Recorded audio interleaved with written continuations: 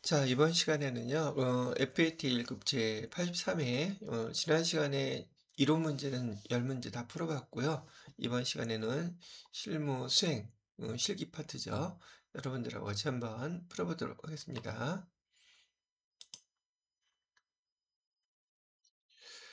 자, 여러분, 뭐죠? 공인회계사회 홈페이지에서 기출문제 다운받았던 것 중에서 여기 FAT 1급 프로그램이죠.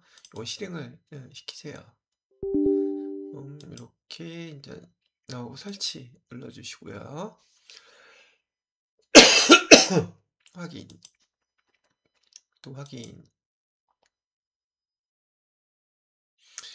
자, 이렇게 감독관 이제 확인 번호를 입력하시게 되면 프로그램 실행이 되겠죠. 감독관 확인 번호는 여기 FC2라고 되어 있던 거, FC2 이렇게 해서 시작 누르시면 돼요.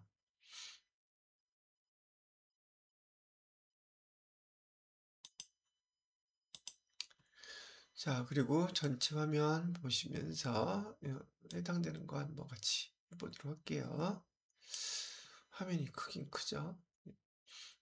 더 작게 하기가 좀 그러니까 이 정도 옮겨놓고 이제 문제 보면서 하나씩 하나씩 입력을 해보도록 하겠습니다.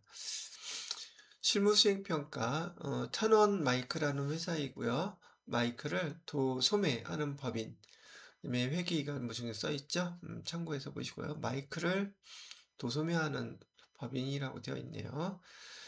실무수행 1번은 기초정보관리의 이해이고 여기 계정 과목 추가 또는 적용 등록 수정을 해달라고 첫 번째 문제가 나와 있어요.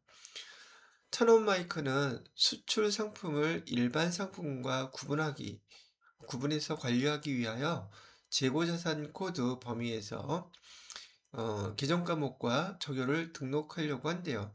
수행과제 요 그대로 1번, 2번, 3번 적용해서 해달라는 이야기죠. 그러면 일단 우린 기초정보관리에서 여기 계정 과목 및 적용 등록 요거를 클릭해 주시면 돼요. 그 다음에 재고자산이라 그랬죠. 이 재고자산 눌러보면 유동자산에서 재고자산 요 코드 번호인 거네요. 173번으로 해달라 그랬죠. 173번에 되어 있고 이를 갖다가 수출 상품으로 해달라 그랬어요. 수출 상품 엔터 치고요. 그 다음에 구분은 일반 재고 1번이라고 되어 있고요. 사용해야 되겠죠. 그 다음에 표준 코드는 0415번 여기 045 상품을 해달래요. 여기 보시게 되면 표준 코드 여기 표준 코드 있죠. 표준 코드에다가 045 F 숫자가 안 되니까 045 여기 상품이라고 되어 있는 거 요거네요. 선택. 자, 그렇게 수정을 해줬고요. 그 다음에 적유 추가 등록하라고 되어 있죠. 공상품 표준 코드 045 상품으로 수정했고요. 적유 등록 추가 현금 적유에다가 1번, 2번 입력해 달래요. 여기 현금 적유라고 써 있는 거 보이시죠? 여기다가 1번 수출 상품 매입 지금 현금 지급 이렇게 하나 해달라고 하는 것이고요. 2번에다가는 수출 상품 재비용 현금 지급 이렇게 등록해달라고 했네요. 자, 그러면 수행 과제에 대해서 1번, 2번, 3번 다 적용을 끝냈죠. 이렇게 마무리해 주시면 되겠습니다.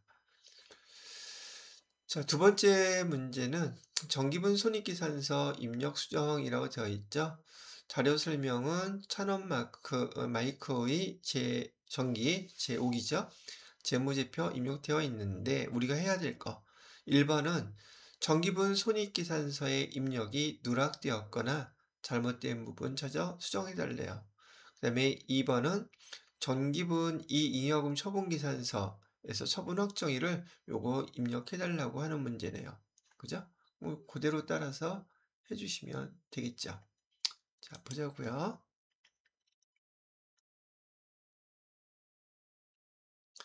전체 메뉴에서 여기 손익 계산서 눌러주시고요.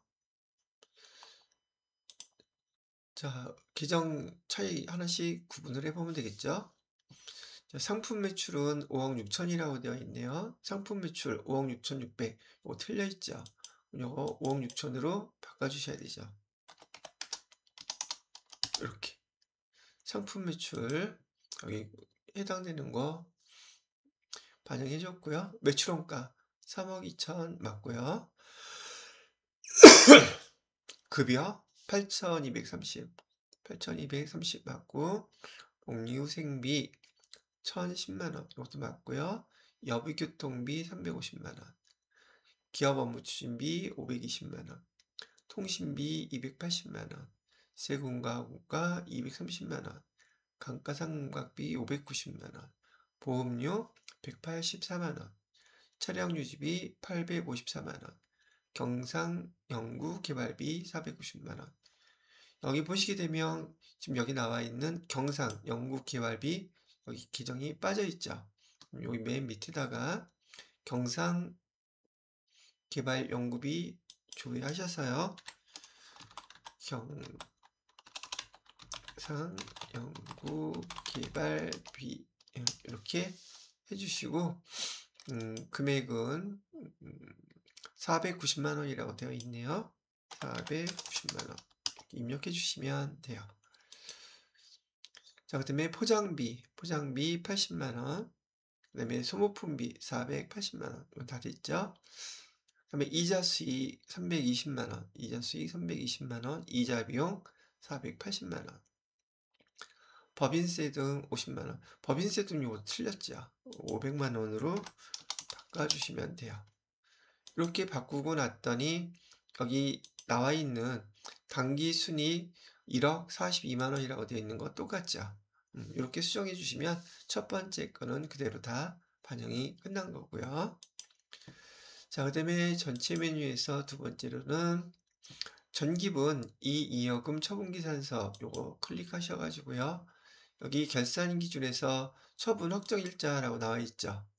그죠? 5기 처분 확정일자를 2025년 2월 23일 이렇게 입력을 해달라고 그랬어요.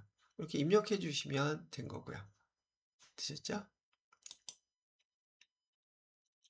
그래서 정기분 이의여금 처분기산서에 처분 확정일 2월 23일 입력하시오. 그래서 여기 입력해 줬어요. 두 번째 문제도 이렇게 하면 마무리가 된 겁니다.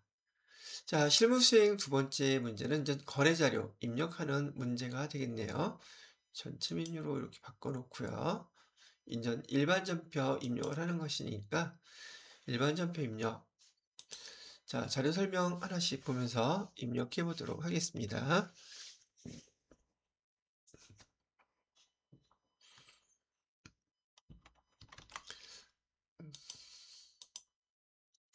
자, 영업팀에서 우수매출 거래처네요. 제공할 선물, 현금으로 구입하고 수취한 현금 영수증이라고 되어 있어요. 날짜를 보니까, 날짜는 2월 17일 날짜죠. 금액은 총합계 금액 55만원. 거래처에다가 선물로 뺐다 그랬으니까 얘는 기업 업무 추진비라고 하면 될 것이고, 여기 800번대 기업 업무 추진비로 거래처 입력을 해주시면 되겠네요. 그러면 차변에 기업 업무 추진비, 대변에는 현금 이렇게 되어 있죠? 해볼게요. 날짜는 2월 17일 해주시고요. 얘는 현금으로 지출한 거니까 출금전표로 하면 되겠네요. 그 다음에 기업 업무 추진비 여기 800번대로 해주시고, 금액은 합계금액 55만원 이렇게 입력해 주시면 첫 번째 여기 문제에 대한 것은 마무리가 된 거예요. 자, 두 번째 문제로 넘어가 보게 되면 건강보험료라고 되어 있네요. 건강보험료 내용을 한번 볼게요. 2월 급여 지급분에 대한 건강보험료, 장기요양보험료 포함해서 납부 기한일에 국민은행 보통예금 계좌에서 여기 보통 여러분들이 계정 써야 될 거 거래처 다 나와 있죠? 보통예금 계좌에서 이체 납부했습니다. 보험료의 50%는 급여 지급 시 원천 징수한 금액. 여기 원천 징수에 따르면 직원들의 급여에서 원천 징수했던 계정이 예수금 계정이었죠. 50%는 예수금으로, 나머지 50%는 회사 부담분인데 회사 부담분은 복리 후생비로 처리해달라고 얘기하고 있어요.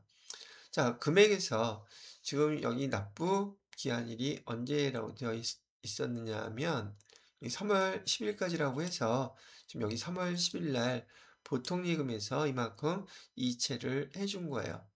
그렇죠? 자, 그럼 요거를 한번 입력을 해보도록 할게요. 3월 10일 날짜로 해주시고요. 3월 10일 차변에다가는 예수금이라고 그랬었죠? 예수금 50%는 25만 6천 원에 50% 하게 되면 12만 8천 원 이렇게 나오죠? 그 다음에 차변에 나머지 금액은 복리후생비로 해달라 그랬어요. 800번대 복리후생비 금액은 똑같이 12만 8천 원 해주시면 되고, 얘는 보통예금 계좌에서 보통예금 어느 은행이요? 국민은행 계좌에서 보통예금 계좌에서 이체했다고 이렇게 나와 있었죠? 보통예금 계좌에서 이체. 금액은 25만 6천 원. 이렇게 입력을 해달라는 문제예요. 여러분이 회사에서 실제로 4대 보험료 납부할 때 대표적으로 국민연금하고 건강보험료 고지서가 이렇게 오게 되면 이렇게 직원들 부담분하고 그다음에 회사 부담분하고 나누어서 회계 처리를 해주시면 되는 거예요. 청구된 금액은 회사 부담분, 본인 부담분 다 합쳐진 금액을 청구하게 되는 것이고요. 자, 여기까지 해드리고 세 번째 문제를 보도록 할게요. 날짜는 4월 27일 거래고요. 4월 27일 거래 미소상회에서 외상매입금을 신한은행 보통 예금계좌에서 2차하여 지급하였다라고 되어 있어요. 여기 보시게 되면 우리가 찾은 금액으로 되어 있죠. 외상대금 결제. 우리 미소상회에다가 주어야 할 돈을 보통예금에서 계좌에서 이체했다고 이게 나오는 거예요. 여러분 여기 FAT 1급 FAT 2급도 마찬가지고 TAT 2급 TAT 1급 다 마찬가지인데, 우리 여기 공인회계사회 시험 AT 자격 시험에서는 금융기관에 대한 보통 통장의 거래처 은행들 반드시 입력해 주셔야 합니다. 자, 그러면 외상매입금은 갚았으니 차변의 외상매입금, 대변에는 보통예금에서 이체했으니까 대변에는 보통예금 이렇게 처리하면 되겠죠. 날짜는 4월 27일로 해볼게요. 4월 27일 해주시고요. 자, 차변에다가는 외상매입금. 저는 이 코드 번호를 외우고 있어서 그냥 코드 번호 써서 이렇게 입력을 하는데, 여러분들도 자주 쓰고 많이 쓰는 계정 과목은 암기해서 쓰시는 게 편하실 거예요. 자, 그 다음에 거래처는 미소상회라고 되어 있고요. 미소상회. 금액은 1,000만 원이었고요. 자, 대변에다가는 우리 보통예금에서 지급했다 그랬었죠? 보통예금은 신한은행. 보통예금에서 1,000만 원. 네, 이렇게 입력해 주시면 두 번째 문제도, 이거 세 번째 문제네요. 이것도 패스된 거고요. 자, 네 번째 문제를 보시게 되면 대손의 발생과 설정이라고 되어 있어요. 여기 5월 25일 한국산업의 파산으로 단기대여금 900만 원 회수가 불가능하게 되어 대손 처리했대요. 대손 처리 시점에 거래 자료를 입력하세요라고 되어 있고, 단기대여금에 대한 대손 충당금 잔액은 없다고 얘기하고 있네요. 그죠? 자, 그러면은 지금 여러분이 여기 단기대여금이 계정이 지금 대손 났을 때, 대손 났을 때, 오늘 제가 정리해 드릴게요. 매출 채권. 매출 채권에는 두 가지 계정이 있어요. 외상 매출금.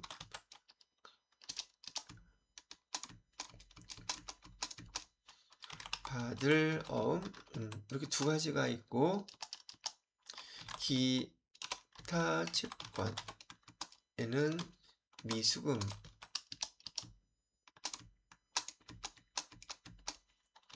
선급금, 단기 대여금 이렇게 세 가지가 있어요. 제가 이걸 써드리는 이유는 단기 대여금인 경우 같은 경우 재무상태표에서 단기 투자자산에 구분 계정으로 포함되기도 하고 기타 채권에 포함되기도 하고 양쪽 다 포함돼요. 단기 대여금이. 매출 채권은 우리 회사의 상품을 판매하고 돈을 못 받았을 때 외상 매출금이고 어음을 받으면 받을어음이 되는 거예요. 근데 이 기타 채권이라고 얘기하는 것은 이 상품 이외의 것을 팔고, 즉 우리 회사의 건물이나 촬영방구, 비품 이런 것들 팔고 돈을 못 받았을 때 미수금 쓰는 거예요. 이런 걸 팔고 어음을 받았어도 받을어음 쓰면 안 돼요. 받을어음은 매출 채권일 때만 쓰는 계정이에요. 이런 촬영방구나 건물 팔고 어음을 받았다고 그래도 미수금 쓰는 거란 얘기죠. 여하튼 지금 여기서 설명하고 있는 이 매출 채권, 기타 채권이 우리가 못 받게 됐을 때 비용 처리하는 거, 물론 대손충당금이 있으면 대손충당금부터 먼저 사용하지만 대손충당금이 모자라거나 대손충당금이 없다고 했을 때 비용 처리하는 계정은 여기는 대손 상각비라는 계정, 판관비예요. 판관비를 사용하게 되고 기타 채권일 경우에는 여기 기타 채권이 매출 채권과 구분되는 것이기 때문에 대손상각비도 기타 채권에 대한 대손상각비라는 걸 구분하기 위해서 기타의 대손상각비라는 계정을 사용해 주셔야 돼요. 그리고 여기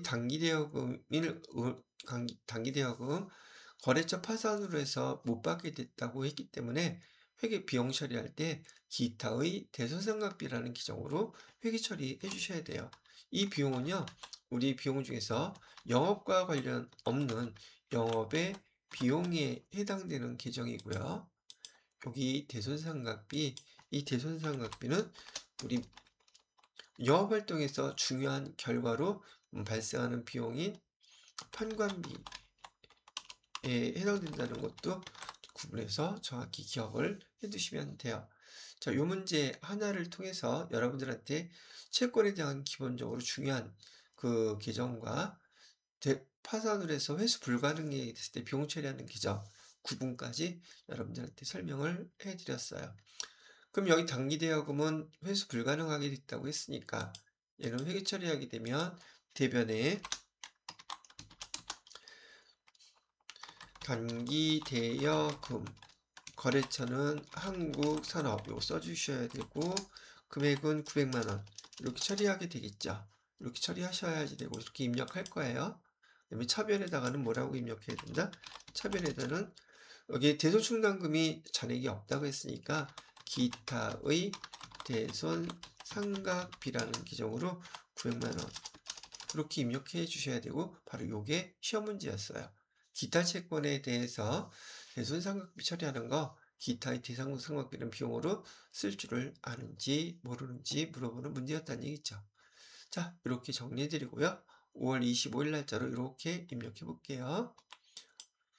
5월 25일 날짜로 차변에 기타의 대손상각비 기능으로 금액은 900만원 해주시고요. 대변에다가는 단기 대여금 거래처 써주셔야 된다고 그랬었죠. 한국산업 이렇게 선택해서 900만원 이렇게 입력하시면 되는 문제였어요. 되셨죠? 자, 그 다음에 5번 문제를 볼게요. 기타 일반 거래에 대한 주식을 발행했대네요. 이사회 의사로 회사의 유상증자와 관련돼서 다음과 같이 주식 발행을 결정함 이렇게 되어 있는데 이 자본계정 제가 설명해 드릴 때 지금 여기 주식 발행이라고 얘기하면 이 주식 발행은 증자라는 뜻이에요 라고 얘기해 드렸어요. 증자. 증자라는 것은 우리 계정 과목에서 자본금이라는 계정이 증가하는 것을 뜻해요 라고 얘기해 드렸단 말이죠. 그래서 우리 회사에서 우리 회사의 주식을 발행하게 되면 대변에 자본금이라는 계정이 무조건 와야 돼요. 무조건.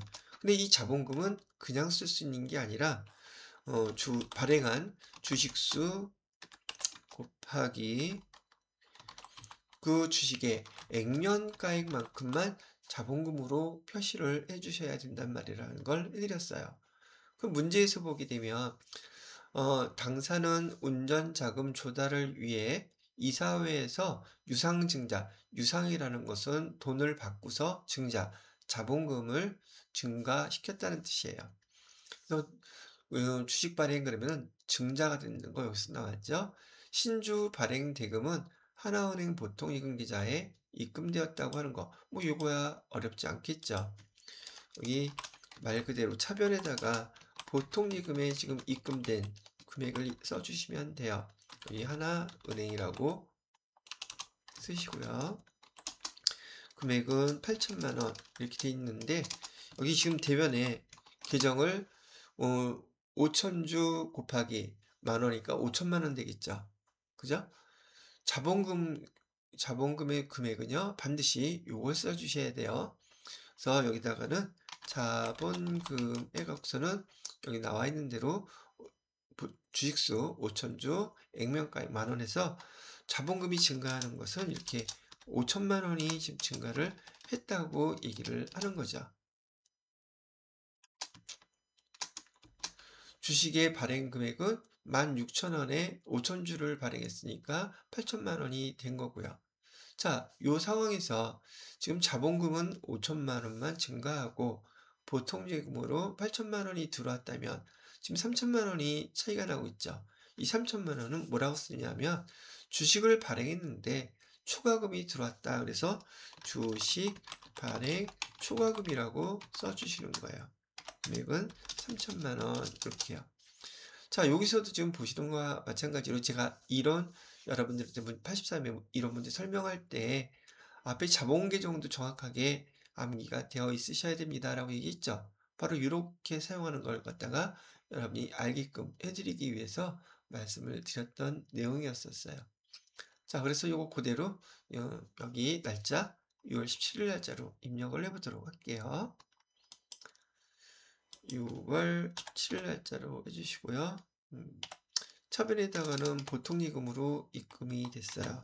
여기 하나은행으로 보통예금 8천만 원. 대변에다가는 자본금이 증가한다고 되어 있고요. 자본금의 금액은 5천만 원이었어요. 그 다음에 나머지 금액은 주식 발행 초과금이라고 해드렸고요. 주식 발행 초과금은 3천만 원 이렇게 입력을 해주시면 되는 문제였습니다. 5번 문제죠. 자, 그 다음에 여기 실무수행 3번 문제는 이제 부가가치세와 관련된 메인 매출전표 입력 문제가 되겠네요. 그죠? 자, 1번 문제를 보시게 되면 1번 문제는 전형적으로 여기 매출 세금계산서 발급하라는 문제가 대부분 나오죠.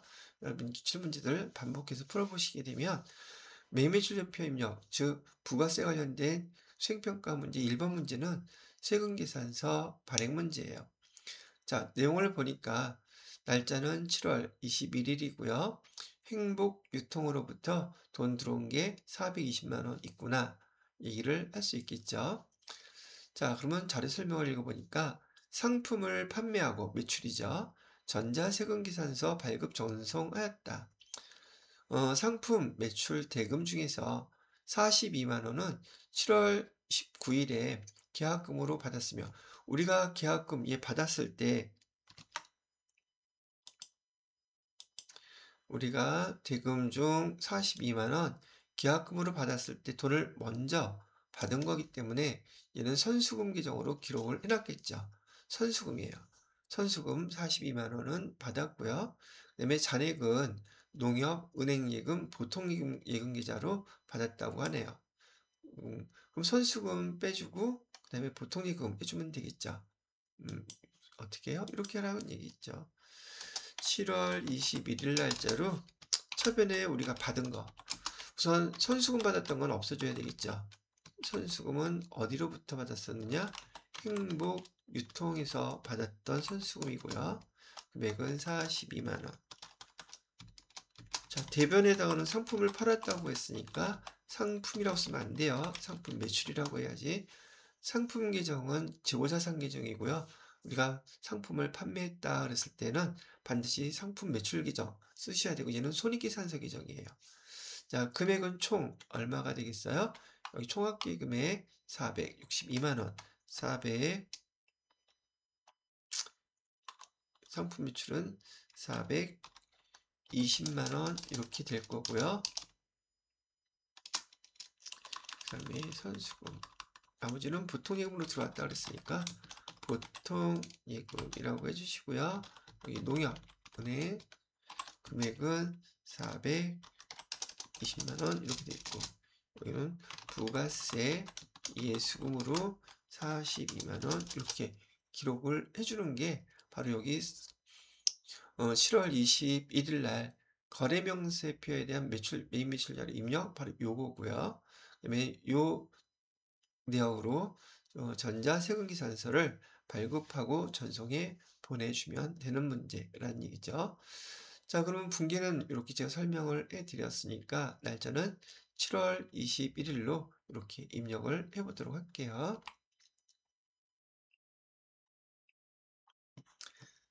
여기 전체 메뉴에서 매입매출전표 입력 클릭해 주시고요. 날짜는 7월 21일 해주세요. 자, 그 다음에 유형은 지금 매출에서 증빙서류가 세금계산서니까 여기 과세 눌러주시면 되겠고요. 품목은 여기 나와 있는 것처럼 블루투스 마이크라고 써주면 되겠네요. 블루투스 마이크 수량은 50, 단가는 84,000원.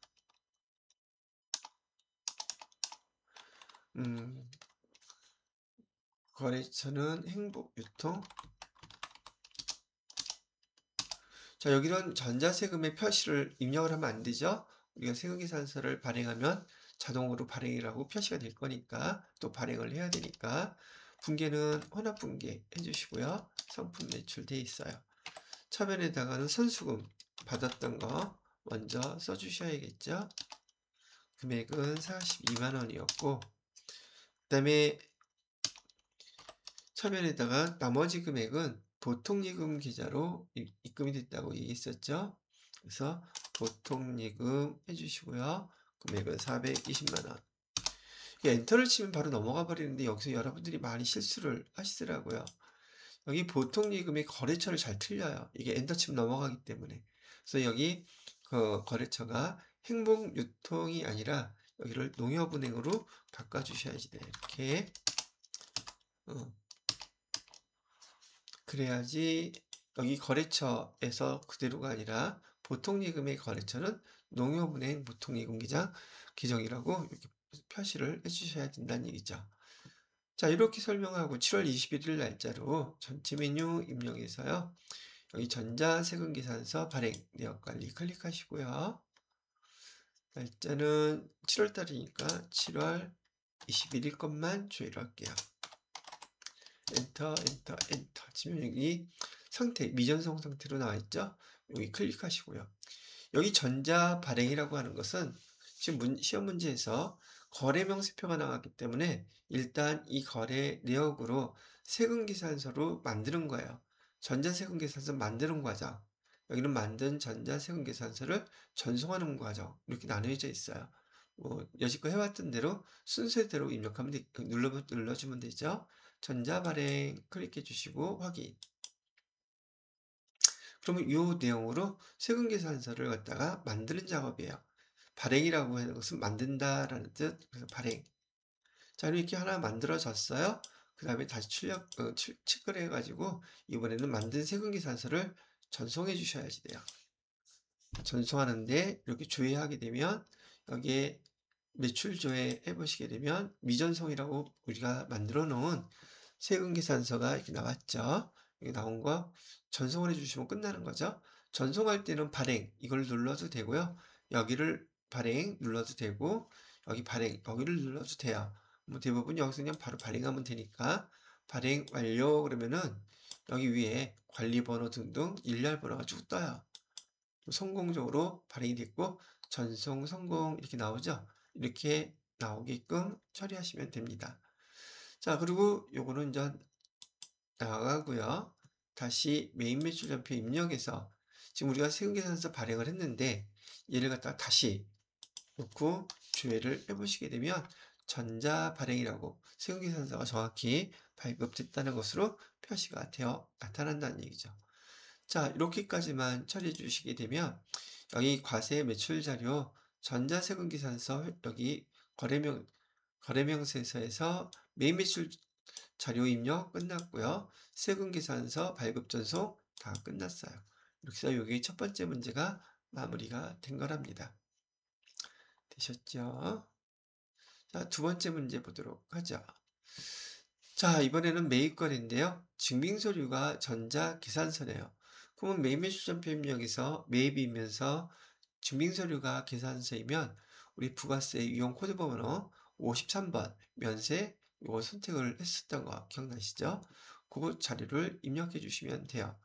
자, 여기 무료에서 자료 설명을 보게 되면 당사 회계팀의 AT 온라인 교육을 위탁하고 전자계산서를 발급받았대요. 매입이죠.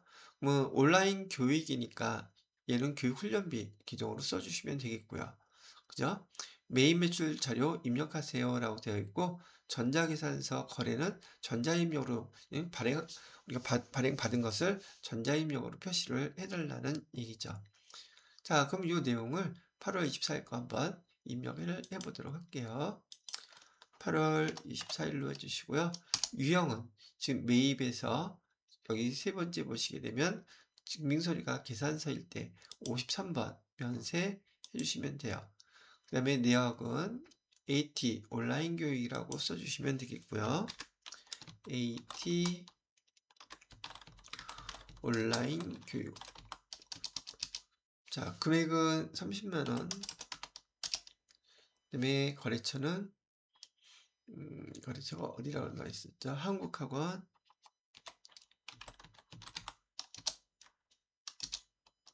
자, 전자세금계산서 받았으니까 1번으로 전자입력 표시해 주시고요. 자, 분계는 현금으로 다 줬다 그랬었죠? 현금. 근데 여기 밑에 상품으로 되어 있으니까 상품을 교육 훈련비라고 해서 800번대 이걸로 처리를 해주시면 이 문제도 마무리가 되는 것이죠. 되셨죠?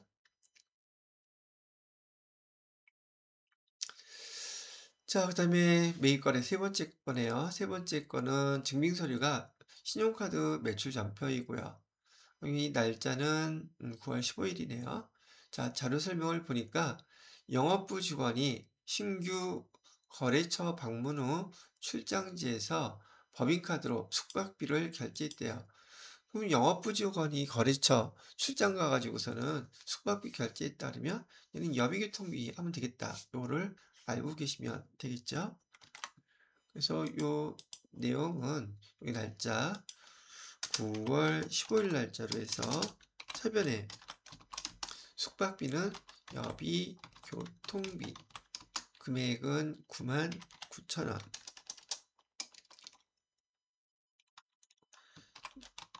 자, 대변에다가는 99,000원이 아니라 90,000원이죠. 자, 대변에다가는 신용카드를 사용했으니까 미지급금. 신용카드로 결제하게 되면 거래처는 반드시 카드사. 예, 그랬죠? 3대3 카드. 이렇게 해주시고요. 결제한 금액은 99,000원. 그다음에 여비교통비로 입력했던 금액 중에서 9,000원에 해당되는 것은 부가세 대급금에서 9,000원 이렇게 나오겠죠. 이 거래에 대해서 여러분이 카드로 결제한 거 매입에서 카과 선택하신 다음에 이렇게 입력을 해주시면 된다는 얘기죠. 자, 날짜는 9월 15일로 할게요. 9월 15일로 해주시고요. 유형은 여기 매입에서 증빙서류가 카드니까 카가 해당되는 거 해주시면 되겠죠. 그다음에 카드사는 여기 삼성카드 확인 눌러주시고요. 자, 품목은 숙박비라 그랬었죠. 공급가액 세액 합쳐서 99,000원 입력하면 90,000원하고 9,000원 나뉘어지고요. 거래처는 어디? 다도해 호텔. 세금계산서하고는 상관없고 분기하게 되면 자, 미지급금에 넣고 상품이 아니라 기정을 뭘로 처리해준다? 여비 교통비 800번대로 이렇게 처리를 해주시면 되겠네요. 됐죠?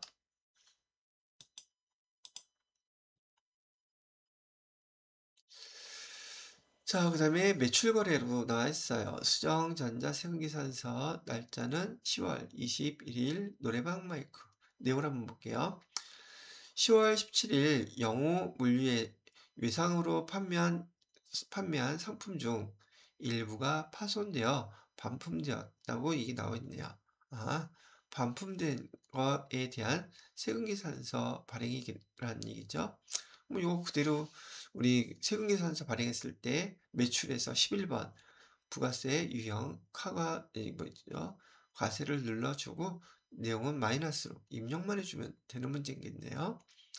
날짜는 10월 21일로 입력해 볼게요. 10월 21일. 자, 유형은 여기 세금계산서에 대한 거니까 11번 여기 과세 눌러주시고요. 품목은 노래방 마이크라고 되어 있어요.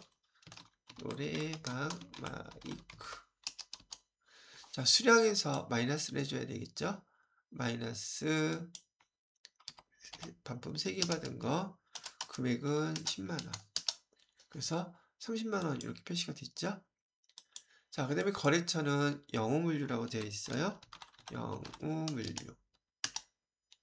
세금계산서 발급해줬고 분계는 얘도 그대로 외상과 다 상기 처리하기로 했으니까 마이너스로 똑같은 계정으로 상기 처리해서 이렇게 표시를 해주시면 되겠습니다.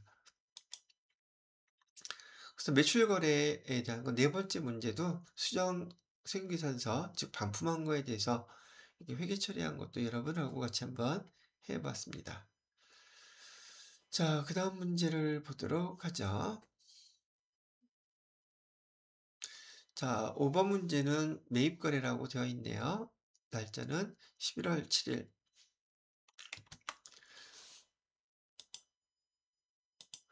자, 영업부에서 사용할 업무용 승용차 3,500cc를 장기 렌트하기로 계약 체결을 했대요. 자, 장기 렌트 계약 체결을 했는데 그 금액에 대해서 11월 달 7일 그 렌트 요금 11월 7일 50만원 렌트 했으니까 공급가액은 50만원 부가세액은 5만원 이렇게 지금 처리를 했다는 얘기죠.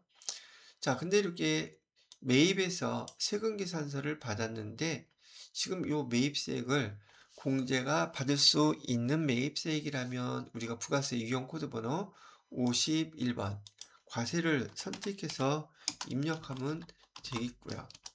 지금 여기 나온 내용처럼 불공사항이면 부가세용 코드를 54번으로 입력을 해줘야 돼요. 그런데 지금 여기서 이 세금계산서에 대한 이 매입세액 55만원 있죠? 얘는 우리가 공제받지 못해요. 왜 그러냐면 우리가 회사에서 사용하는 이게 렌트를 했다 할지라도 1000cc가 넘는 차와 관련된 것이라면 얘는 우리가 부가세, 매입세액을 발생하는 것들 2 차와 관련돼서 발생하는 매입세액은 공제받지 못한다고 하는 54번 불공사항에 해당돼요. 그래서 얘는 불공 처리하고 그다음에 50만 원에 대해서는 임차료라고 하는 규정으로 렌트비 표시를 해주시면 되겠습니다. 자, 그럼 11월 7일 날짜로 제가 지금 설명했던 내용들 하나씩 입력을 해볼게요. 자, 날짜는 11월 7일. 세금계산서 입력은 우선 매입인데, 매입세금계산서인데, 매입 세금계산서이면은 51번인지 54번인지 여러분이 반드시 구분을 하셔야지 돼요. 얘는 불공사항이고요. 뭐와 관련되어 있느냐?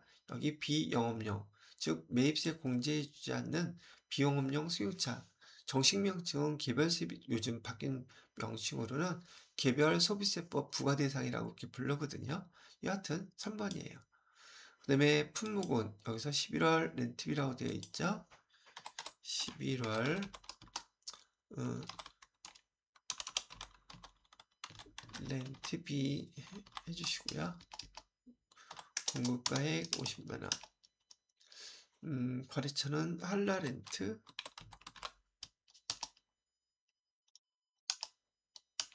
세금계산서 받았고요. 분계는 혼합분계. 자, 여기 상품 계정을 뭘로 바꿔줘야 된다고요? 임차료. 차 빌린 거 800번대 임차료. 이렇게 표시해 주시면 되고요. 자, 대변에다가는 지금 얘 전체 다 현금 줬어요. 그랬죠? 여기다가 수금연표가 이게 안 되는지. 대변에다가는 현금 금액해서 55만 원 이렇게 입력해 주시면 되는 문제랍니다. 즉, 우리가 이렇게 렌트를 하더라도 차를 살 때뿐만이 아니라 차를 갖다 회사에서 사용 목적으로 렌트해도 얘는 1000cc가 넘어가게 되면 매입세 불공사항이라는 것도 알고 계셔야 되는 문제가 되겠죠. 그죠? 자, 이렇게 해서 5번째 했고요. 그 다음에 6번 문제는 부가가치세 신고소에 의한 회계 처리라고 되어 있어요. 여기 1기 확정신고 기간에 부가가치세 신고서를 조회하여 6월 30일 부가가치세 납부세 또는 환급세액에 대한 회계 처리를 하시오라고 되어 있네요.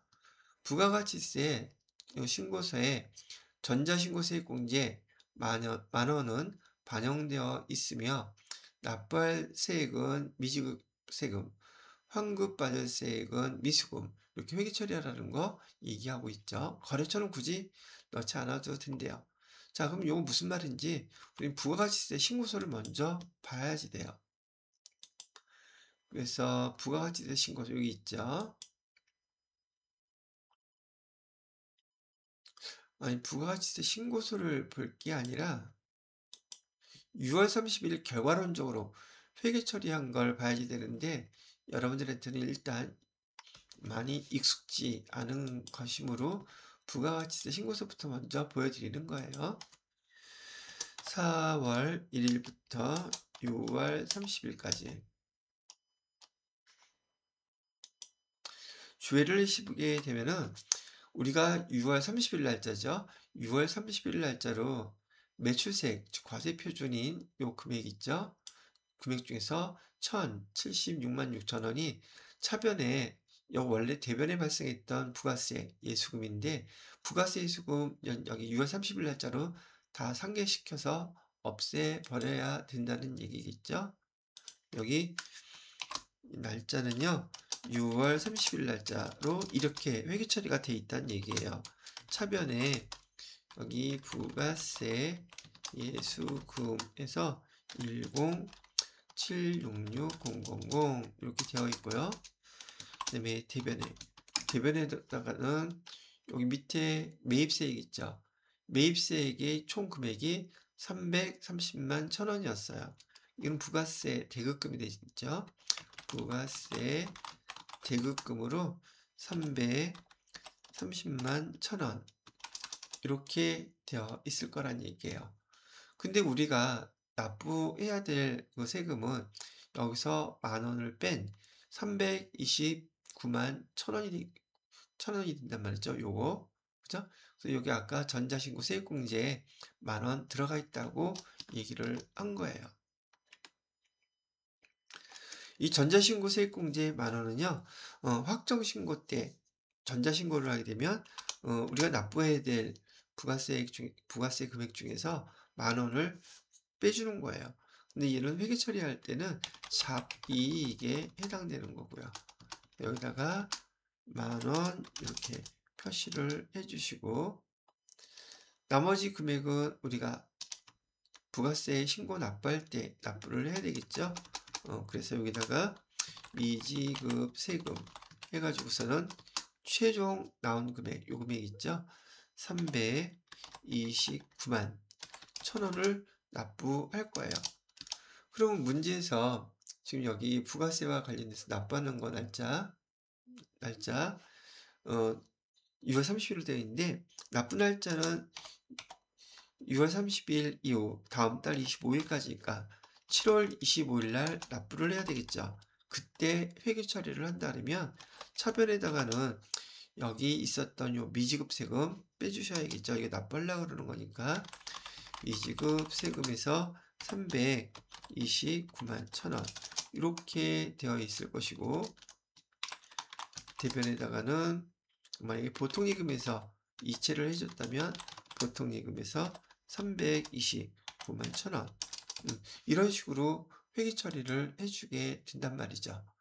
근데 지금 여기 문제에서는 지금 6월 30일 날짜로 회계 처리를 해달라고 얘기를 하고 있는 것 같죠? 이 금액이 아닐까? 부가세 여기가 틀렸구나. 차감 금액, 부가세 여기 대급금 있죠? 금액이 330만 원, 요 밑에 게 아니라 요거예요. 제가 잘못 썼네요.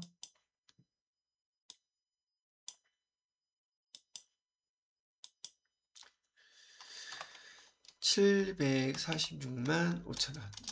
요거 써주셔야지 돼요. 그래서 회계 처리를 6월 30일 날짜로 이렇게 입력을 해보라고 하는 게 6월 30일 날짜로 부가가치세 신고서 보고 입력하라고 했던 것이 이 문제였다고 얘기해 드리는 거죠. 아시겠죠? 자, 그러면 6월 30일 날짜를 한번 보도록 하죠. 제1기 확정신고기간 부가가치세 신고서 조회를 조금 전에 했어요. 그리고 6월 30일 부가가치세, 납부세, 환급세에 대한 회계처리 하시오. 얘가 이런 날짜로 하라는 게 시험 문제였죠. 네, 부가세 공제금액 10,000원 반영되어 있으니까 그것도 보고 회계처리 해주세요. 그랬던 거예요. 자, 그럼 여기 이 부가가치세와 관련된 거는 부가가치세 관련된 여기 신고서에 신고납부 위한 회계처리는 메인 매출 전표에서 하는 것이 아니라 일반 전표에서 해주셔야지 돼요. 날짜는 30일로 해주시고요. 차변에다가는 부가세 예수금 금액을 먼저 없애주셔야 되겠죠. 부가세 예수금 금액은 1,076만원. 대변에다가는 부가세 대급금도 다 상계 처리해서 없애줍니다. 6,000원. 그 다음에 10,000원. 세액공제에 대해서는 자비이익으로 10,000원. 나머지는 미지급 세금 해주시고 금액은 329만 1,000원. 이렇게 입력해 주시면 되는 문제가 바로 6번 요 문제였던 거예요. 그래서 부가가치세와 관련해서 수행 문제 세 번째 문제는 이렇게 부가가치세 신고서에 나타나 있는 계산되어 있는 금액을 보고 회계 처리하는 것까지가 여러분들한테 시험 문제였던 거죠. 아시겠죠? 자, 이렇게 해놓고요. 그 다음에 결산 문제 보도록 하죠. 실무 수행 문제 4번.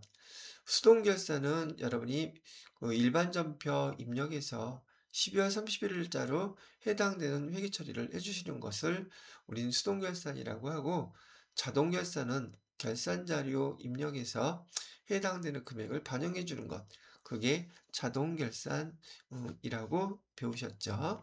1번 문제 우리 수행해야 될 걸 보면 수동결산부터 먼저 해주고요. 그다음에 자동결산 해달라고 얘기를 하고 있네요.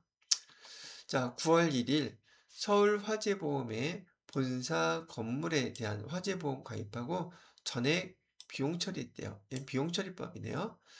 회사는 기말에 미경과분, 이 여기서 보험 가입 기간에 대해서 미경과분이라는 것은 내년도 거죠.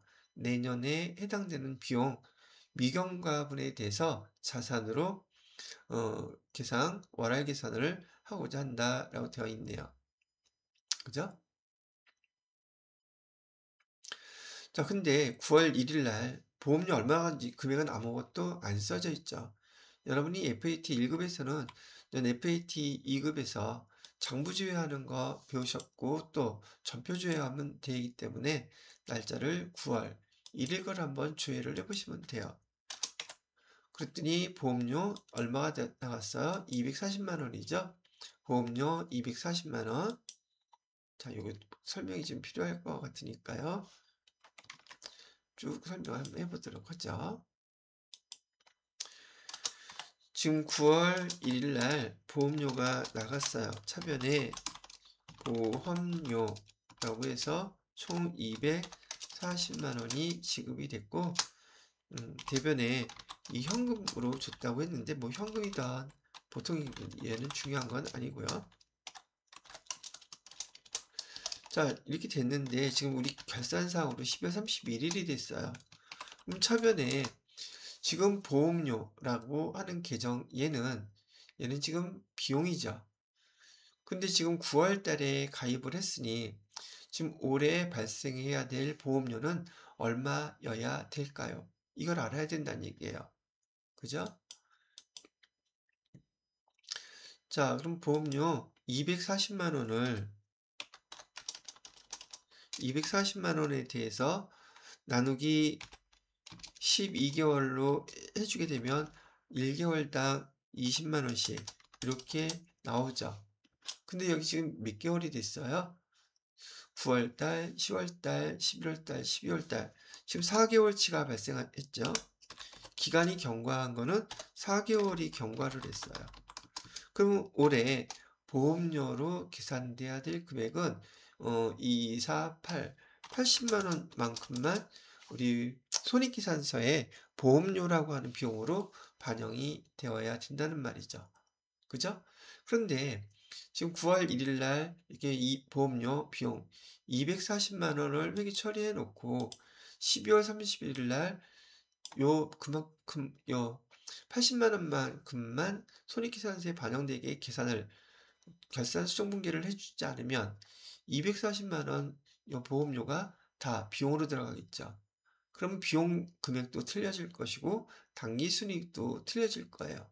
그래서 우리는 12월 31일 날 회계 담당자는 이 비용 240만 원 중에서 올해 80만 원만 반영되게끔 하기 위해서 보험료를 그만큼 소멸시키는 거예요.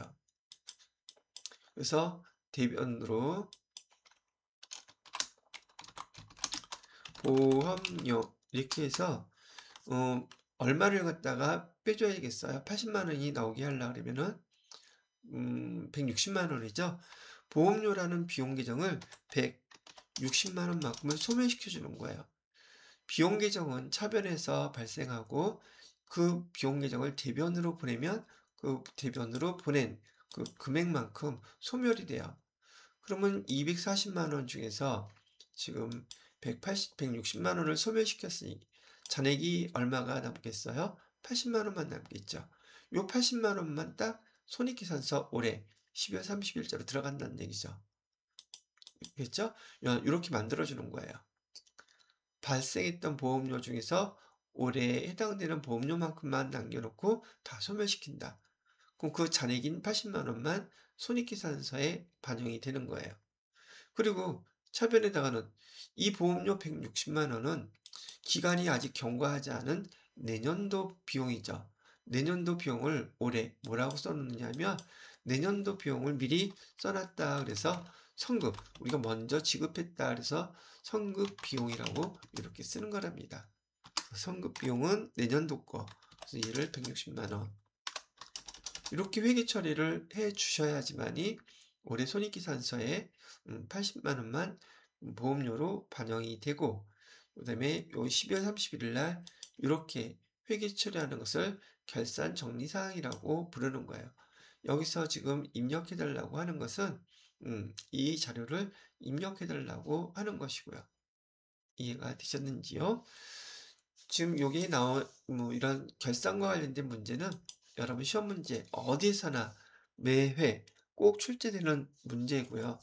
얘는 우리가 배울 때 손익의 예상이라고 하는 계정, 즉 미수 수익 계정하고요. 미지급 비용 계정이 손익의 예상에 해당되는 계정이고요. 여기서는 손익의 이연이라고 해서 올해 비용과 내년 비용을 2연, 연도를 나누어서 이렇게 표시해 주세요라고 하는 해당되는 계정 과목에는 지금 썼던 선급 비용 계정이라든지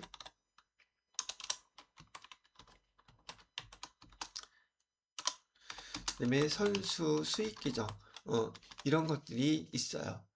요 손익의 예상과 손익의 이연은 결산 문제에서 결산 수정사항으로 반드시 나오는 문제이기 때문에 여러분이 그 복습을 잘 해놓을 필요가 있는데, 요게 좀 어렵다고 하시는 분들은 제가 요 유튜브 제가 밑에다가 링크 걸어놔서 손익의 예상 이연 요 계정 과목을 다 설명을 해놓은 게 있으니까 참고로 보면서 복습을 해주시면 좋을 것 같아요.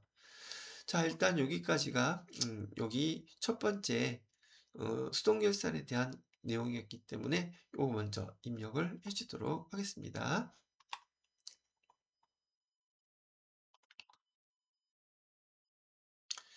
날짜는 12월 31일 차변의 성급비용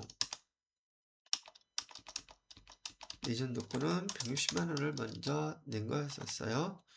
그 다음에 보험료 800번대 걸로요.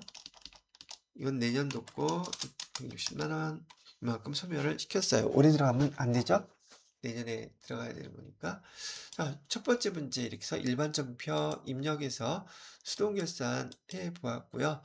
두 번째는 기말상품 재고액 2,500만 원이다.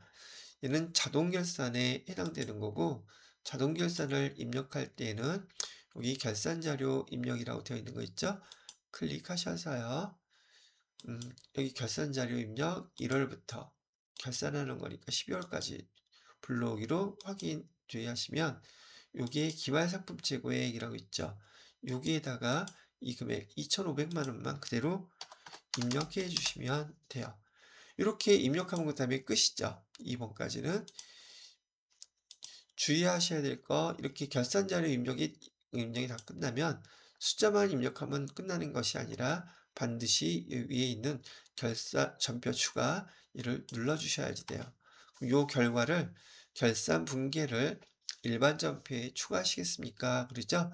반드시 분기까지 전표에 추가를 시켜 주셔야지 끝나는 거예요. 자, 이렇게까지 입력을 해 주시게 되면 여기 두 번째 기말상품 재고에 2,500만 원까지 입력이 끝났어요. 그다음에 마지막으로 세 번째 문제는 이익이요금 처분기산서 처분 확정일 요거 입력해 달라고 얘기를 하고 있죠. 얘는 어디에 있느냐면 여기 이익이요금 처분기산서 올해 거 있죠. 요걸 클릭하셔서 여기 주의하셔야 될 게 여기 문제에서도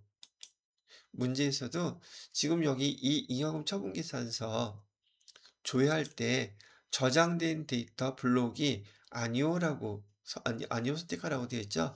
이것도 예라고 해서 틀리시는 분들 꽤 많으시더라고요. 예를 누르면 안 돼요. 말뜻은 뭐냐면 우리가 조금 전에 여기 지금 결산 자료에서 1번하고 2번 입력을 했잖아요. 그러면 결산 12월 30일 날 데이터가 수정이 됐어요. 수정이 돼서 추가로 입력이 됐기 때문에 추가로 입력된 데이터를 포함해서 불러와야지 되는 거예요. 근데 여기서 저장된 데이터 불러오겠습니까? 그래서 예 누르게 되면 우리가 추가로 입력했던 자료는 안 불러와요. 전에 입력돼 있던 데이터만 저장된 것만 불러오게 된단 말이죠. 그래서 추가로 입력된 데이터까지 불러오게끔 하기 위해서는 저장된 데이터가 아니라 추가로 입력된 데이터까지 불러오라고 아니오라고 이렇게 누르셔야지 된다는 얘기죠. 이렇게 싹 바뀌는 것들이 보이시죠? 자, 이렇게 이제 불러오고 난 다음에는 단기는 2026년 2월 23일이라고 되어 있죠? 2026년 2월 23일 해주고 정기권은 2025년 2월 23일 이렇게 입력만 해주시고 얘도 반드시 전표 추가 똑같이 눌러주셔야지 돼요. 오케이. 요것만 잊지 않으시면 돼요. 여기서 아니요 선택하고 조회한 다음에 전표 추가 눌러주라고까지 나와 있죠. 그래서 요거 그대로 지금 제가 수행해 드린 거예요. 자, 여기까지만 입력하게 되면 지금 여기 실무수행 4번 결산까지 여러분들하고 쭉 한번 다 같이 입력을 해본 결과가 되겠네요. 자, 그러면 그 결과에 대해서 이제 평가 문제, 실무수행 평가죠. 문제에 대해서 여기 1번부터 11번문이죠. 11번부터 쭉 하나씩 여러분들하고 답을 찾아보도록 하겠습니다. 자, 11번 문제를 보시게 되면 평가 문제 개정 과목 및 정규 등록 조회를 해서 1, 2, 3, 4번 중에서 옳지 않은 거 찾아보라고 나와 있죠. 우리 아까 입력했던 자료를 좀 보도록 하죠.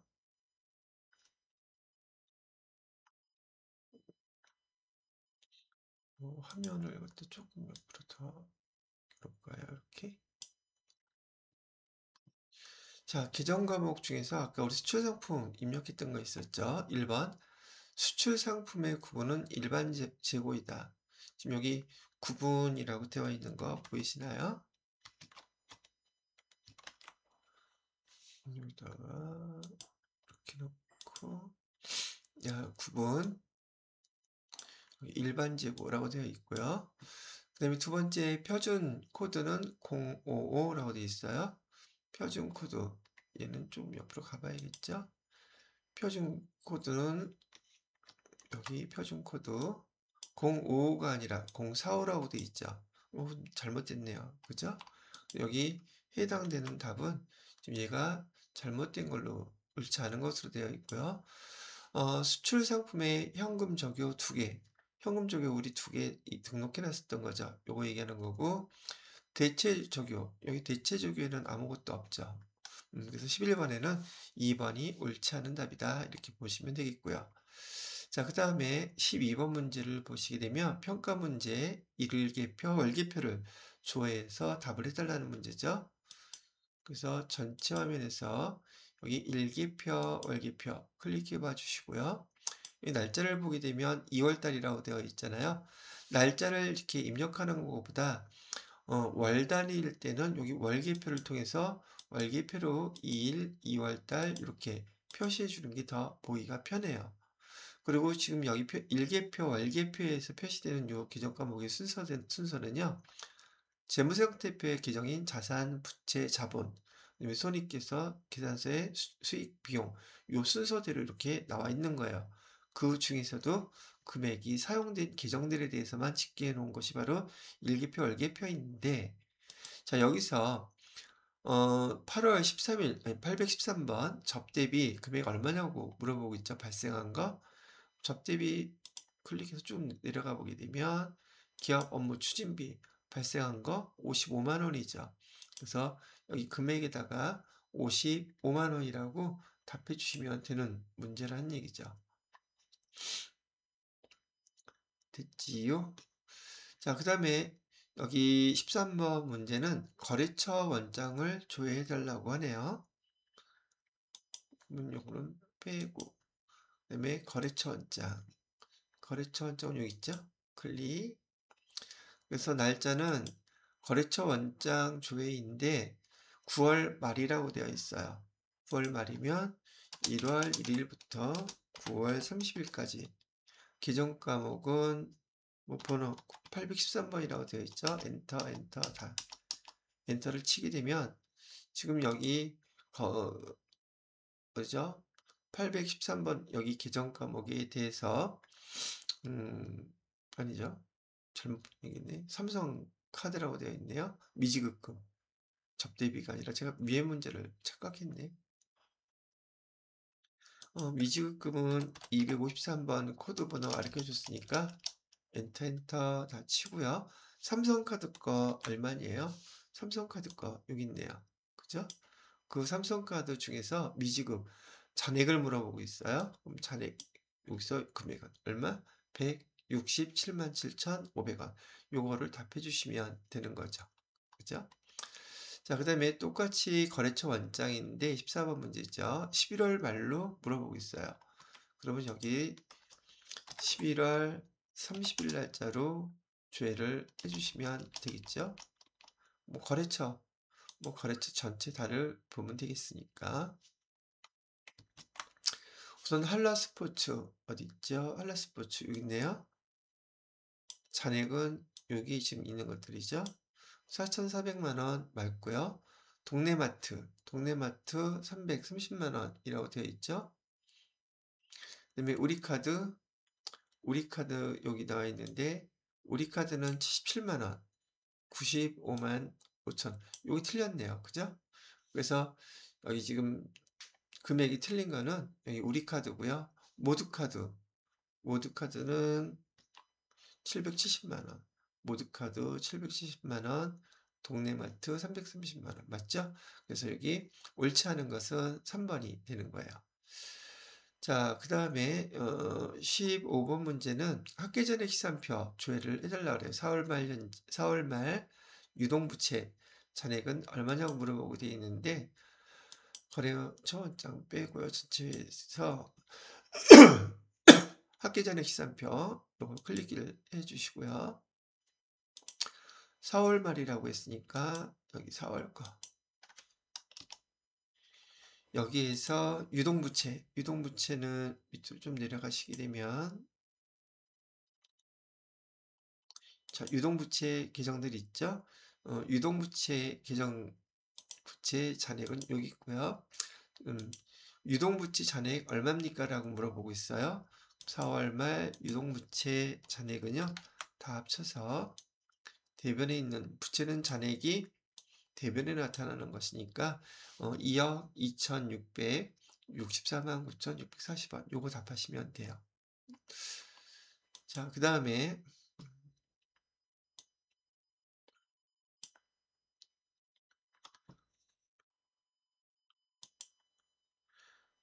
16번 문제를 보시게 되면 이번에는 똑같이 합계잔액 시사표인데 6월 말로 봐달래요.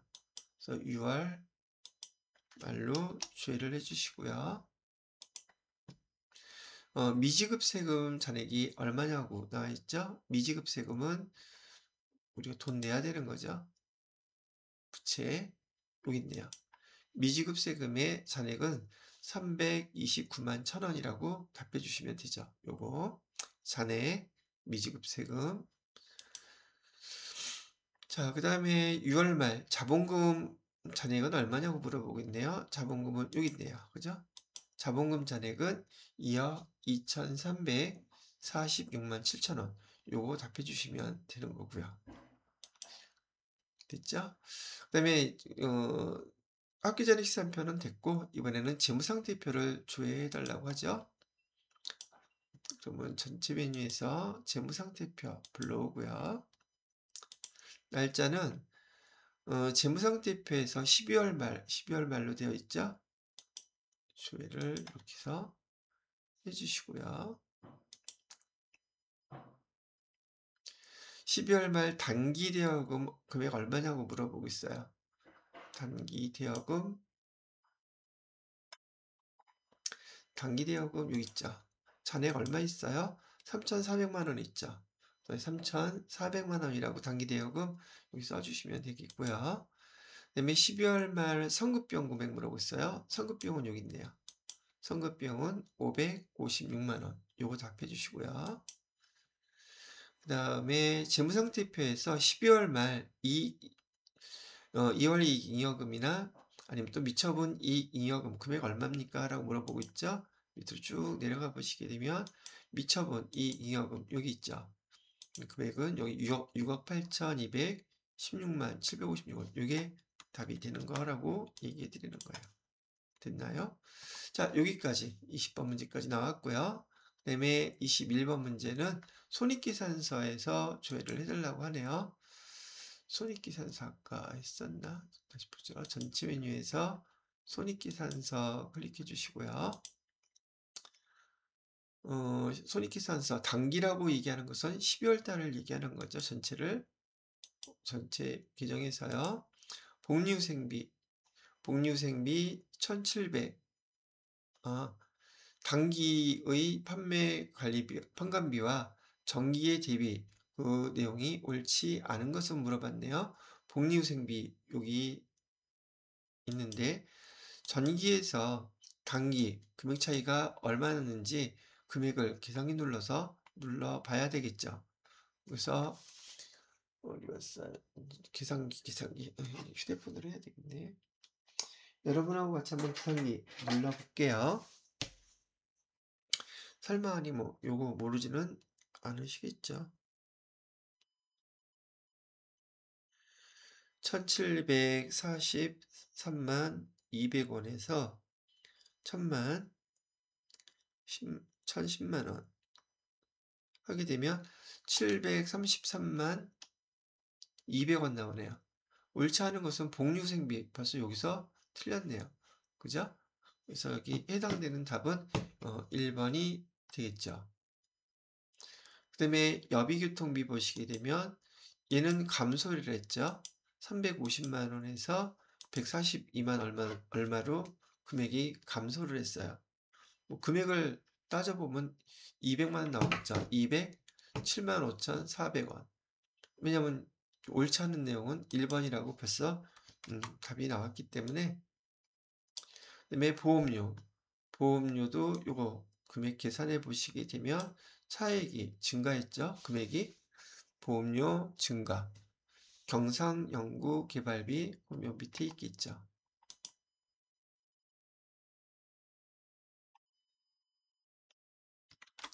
경상연구개발비 이만큼 감소했네요. 490만 원 감소. 그죠?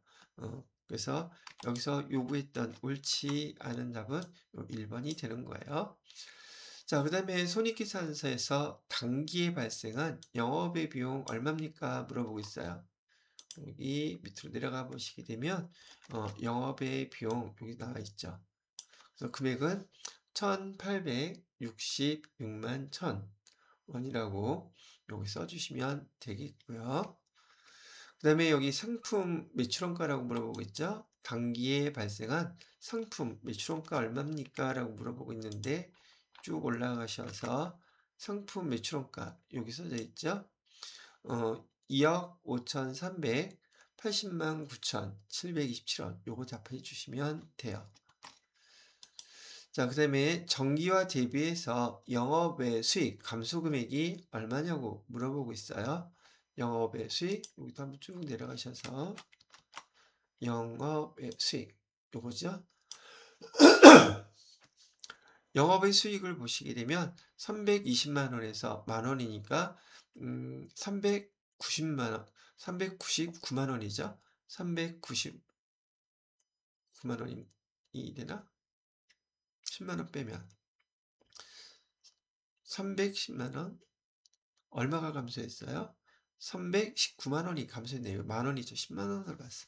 만 원을 빼게 되면 319만 원이 감소했다라고 써주시면 되겠네요. 그죠? 319만 원 감소. 자, 이렇게 해서 여기 24번까지는 같이 해봤고요. 그 다음에 25번부터 부가가치세 신고서를 보고선 질문하는 것이죠. 자, 그러면 일단 여기 다 됐으니까 헷갈려서 여기 다 닫을게요.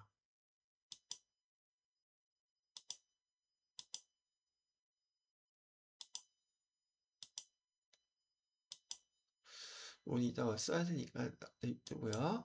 부가가치세 신고서를 클릭해서 열어봅니다. 이기 예정 신고 기간이라고 했으니까 이기 예정은 7월 1일부터 9월 30일까지죠. 7월 1일부터 9월 30일까지 주회를 띵 해놓고요. 이기 예정 신고 기간에 과세 표준 및 매출세 합계 9번이라고 되어 있죠. 1, 2, 3, 4 요거네요. 여기에 요거. 과세 표준 및 매출세 여기 합계 금액으로 집계된 9번에서 뭘 물어보고 있어요? 과세 표준 금액이라고 그랬죠? 과세 표준 금액은 얘를 뜻하는 거예요. 금액, 공급가액. 그래서 합친 금액은 7억 7,122만 원. 요거 답해달라는 문제예요. 26번은요. 이기 예정 신고 부가세 매입세액 차익 15번 하이라고 되어 있죠? 15번 여기 있죠? 여기에서 세액은 얼마냐고 물어보고 있죠? 세액은 요거 있어요. 금액은 여기 해당되는 세액 463만 1,213원. 요게 답이 되겠네요. 그죠? 자, 그 다음에 27번 문제는 2기 확정신고 기간. 2기 확정신고 기간은 10월 1일부터 12월 31일까지죠. 날짜를 갖다가 수정해 줘야겠네요. 저장하라고 그러고요. 10월 1일부터 12월 31일까지 주회를 하고요. 16번 난에 16번은 여기 있죠. 15번 공제받지 못할 매입세 여기에서 세액이 얼마냐고 물어보고 있어요. 그래서 공제받지 못할 매입세액에서 세액란 요 란이죠. 그러면 여기 35만 원이 답이 되겠죠. 자, 여기까지 해서 부가가치세 신고서는 됐고요. 28번 문제는 세금계산서 합계표 조회해달래요. 그러면 여기 부가가치세 신고서도 닫고요. 여기 세금계산서 합계표 보이시죠? 요거 클릭해서 2기 확정신고기간이라고 했으니까 10월부터 12월까지 해주면 되겠고요.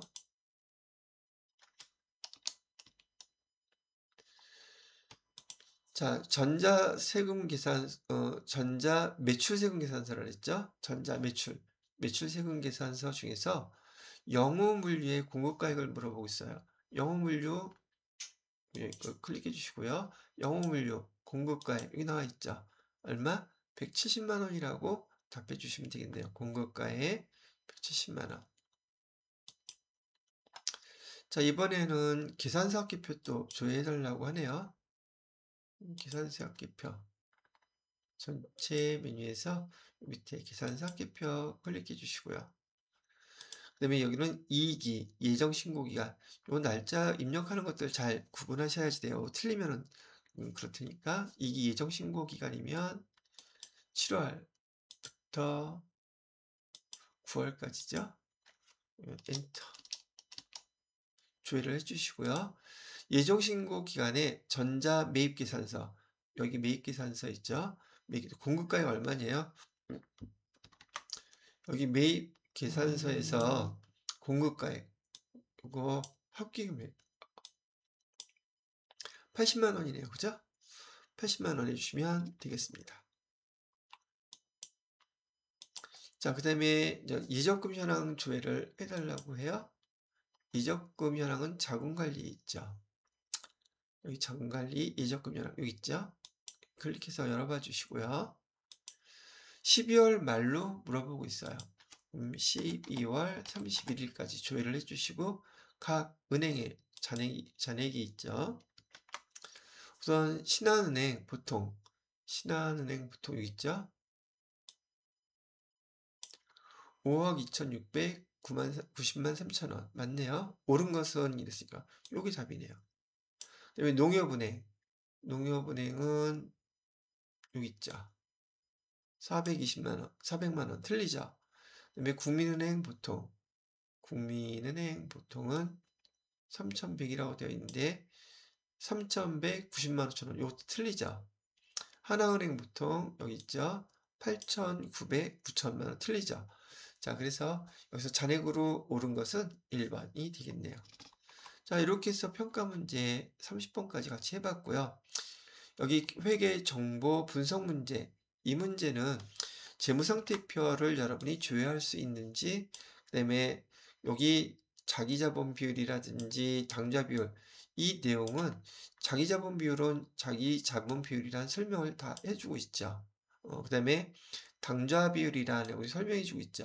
이 내용은 거기 재무제표의 비율 분석이라는 파트에서 여러분이 이런 내용으로 이런 것들을 이렇게 사용합니다. 설명해 주는 거고, 시험 문제는 자기자본 비율을 구하는 공식, 즉 자기자본 총계와 자산 총계 금액을 이 재무상태표에서 조회해서 백분율을 계산할 수 있는지를 묻는 문제예요. 아주 단순한 거란 말이죠. 당좌 비율도 마찬가지고요.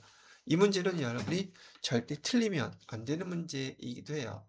자, 쓰는 거, 계산하는 거 제가 보여드릴 테니까 절대 틀리지 않으시도록 하시면 좋겠네요. 자, 재무상태표를 먼저 봅니다.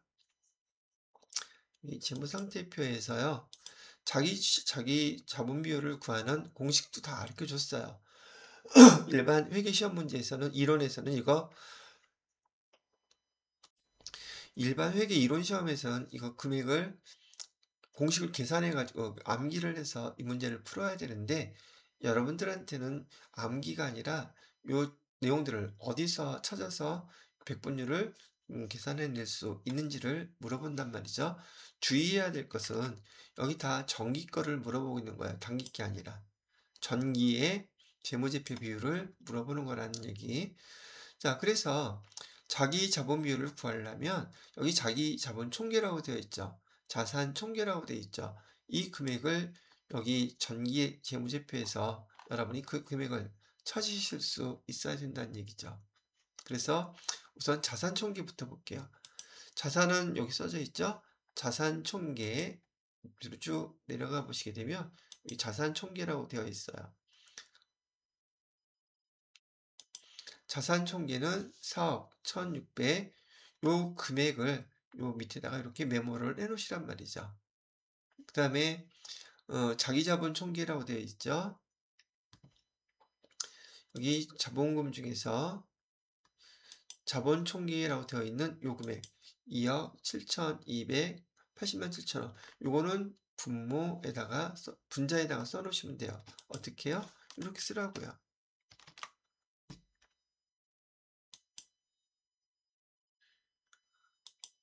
자산 총계에다가는 4억 1,612만 5천원 이렇게 써놓으시고요. 자기자본 총계에다가는 2억 7,280만 7천원 이렇게 써놓고 계산기만 누르시면 돼요. 계산기 누르는 방법만 아시면 된단 말이죠. 우선 분자부터 숫자를 눌러주세요. 2억 7,280만 7천원. 그 다음에 여기 분수 계산은 여기 나누기 해주셔야 돼요. 까먹지 말고 나누기, 그다음에 요 분모 4억 1,612만 5천원 는 하고 누르게 되면 0.66 얼마가 나오거든요. 거기에 곱하기 100을 해드려요. 곱하기 100 계산기로 그냥 누르시기만 하면 된다 그랬어요. 이렇게 누르게 되면은 그 숫자가 65점 55890658 이런 식으로 나오게 되거든요. 근데 문제에서 소수점 이하는 버리라 그랬죠. 소수점 이하, 소수점 있죠? 이하를 버리게 되면 앞에 있는 숫자만, 정수만 쓰면 몇 퍼센트? 65%가 답이에요. 답은 65% 되는 거예요. 이렇게 누르시라고요. 이것도 똑같은 방법이에요. 똑같은 방법으로 여기 당좌 자산, 유동부채 금액만 그 자리에다가 일단 써놓으시면 돼요. 어떻게 해요? 이렇게. 우선 당좌 자산 볼게요. 이번 당좌 자산 있죠? 당좌 자산 금액은 2억 4,432만 5천원. 요거 당좌 자산 위에다 써놓으시고요. 그 다음에 유동부채. 유동부채라고 돼 있죠? 유동부채는 8,131만 8천원 똑같이 그 자리에다가 써놓기만 하세요. 저처럼 당좌 자산은 2억 4,432만 5천원 이렇게 쓰라는 얘기고요. 그 다음에 유동부채란에다가는 8,131만 8천원 이렇게 쓰라고요. 자, 그리고 계산기 이렇게 써놓은 다음에 누르세요. 뭐부터? 분자부터. 분자는 2억 4,432만 5천원. 그 다음에 요거 분모 누르기 전에 나누기 누르시고요. 8,131만 8천원. 이렇게 해놓은 다음에 여기 곱하기 100. 그 결과값에 곱하기 100을 해주시게 되면 어떻게 숫자가 나오느냐면